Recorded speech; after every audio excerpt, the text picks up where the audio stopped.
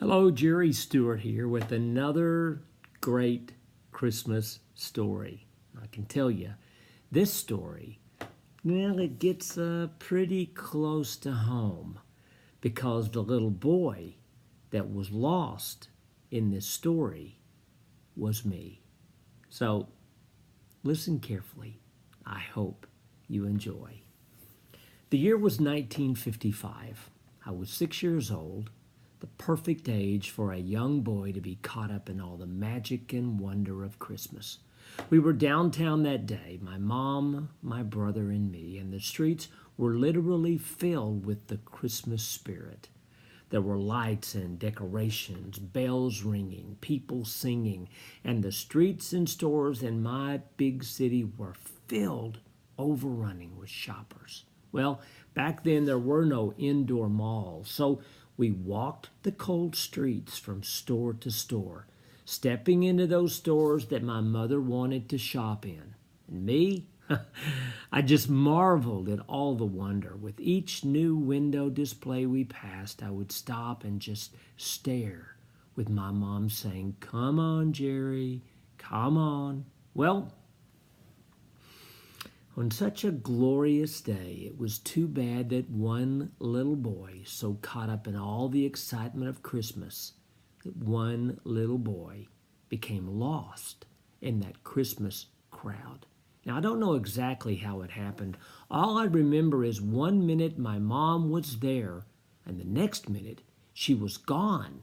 Immediately I thought, well, she'd just walked ahead, so I quickly moved through the crowd to find them, and I didn't. They weren't there. In a moment's time, I went from being one very happy little boy, all caught up in the Christmas spirit, to one very afraid little boy, very scared little boy. As I stood there looking up at all the strange faces, suddenly it struck me like a rock. I was lost. I was lost.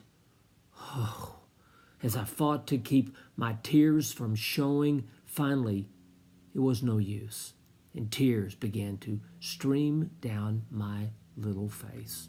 Then, from out of nowhere, I heard this voice. "Well, little fellow, what's got you so upset?" I looked up. It was a man in a uniform. A policeman. He said, "Son, are you lost?" I paused for a moment, tried to get my courage. "Yes," I said, "I can't find my mom." He placed his big hand on my shoulder as he knelt down in that crowd of people. His face looked nice and kind. It made me feel a little better. He began to question me where my mom might be. I didn't know. I told him the story of exactly what had happened, but that I didn't know where she had gone. He said, okay, let's try in here," as he held my hand and he took me inside the nearest department store. He said, "Do you see her anywhere?" Well, I stretched my neck. I stepped on my tiptoes as tall as I could, looking everywhere all throughout the store, as far as I could see, hoping that I would see her. But I didn't. I kind of whimpered a little bit. "She's not here." "That's okay," he said. "Let's try over here." He took my hand and we made our way over to another part of the store. He kind of let me stand up on a little staircase, and I looked and stretched my neck and looked everywhere that I could, hoping that I would see her face, see anyone's face that was familiar. Well, I didn't see anybody, and my heart began to sink even further. Well, we made our way over to the main office of the store, where the policeman began to explain to a lady there how I was lost.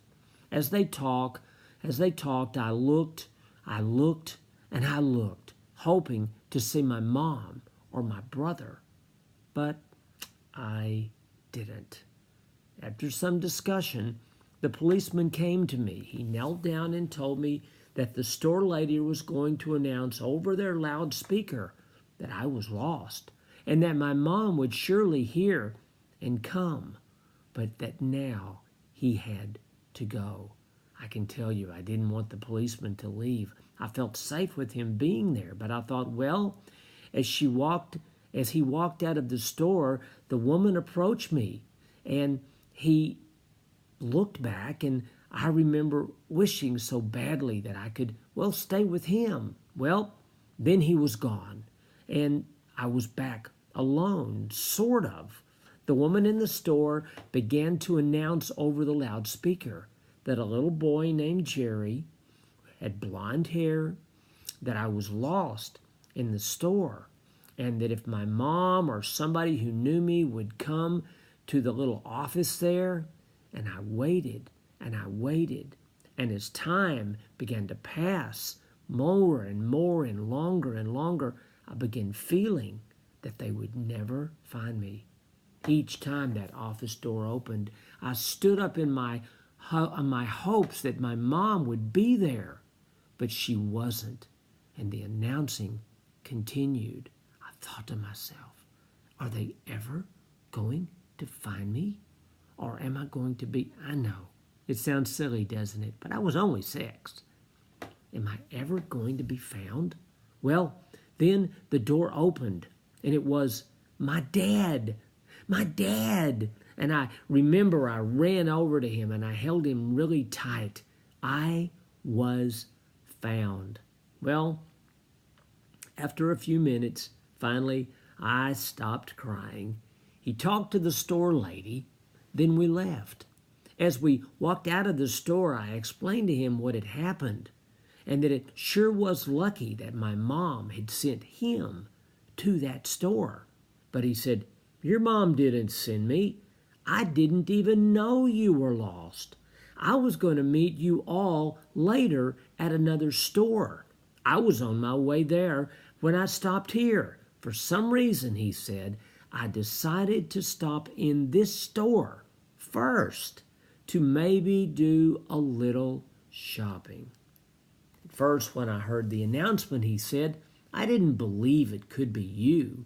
You were with your mom. But then he said, I thought, well, a little boy named Jerry with blonde hair. He said, I thought I'd best check. And, well, here you are. As we stepped out into the street, I explained to my dad how the nice policeman had come to me, had found me in the crowd, and had, well, taken such good care of me.